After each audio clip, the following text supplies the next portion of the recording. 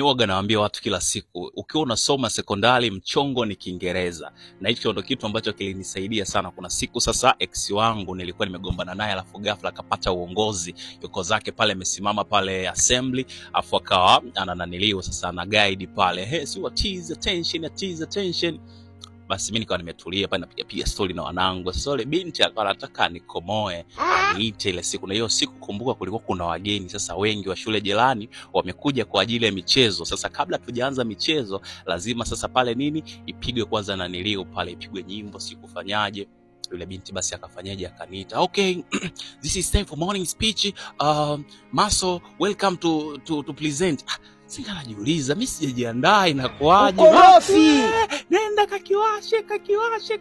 Mimi mzee muongo, nikipanda kwenye Kiingereza nabadilika. Sasa yeye alijua naenda ananikomoa. Mimi nikafika pale, okay, newcomers, good morning all of you. Good morning. Okay, I'm here to representing concerning about this movie. You know, I'm so happy by the way. What? Yule dada akawa anakasirika.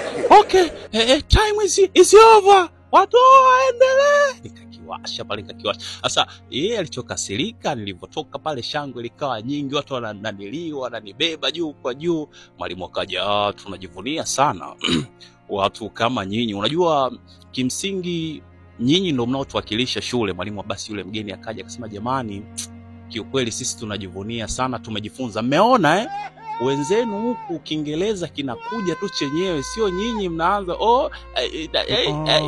basi jamani. Ex alikasirika. Baada ya kunikomoa nikamkomoa, mwisho akakomoka. Ungemkomoa na nini?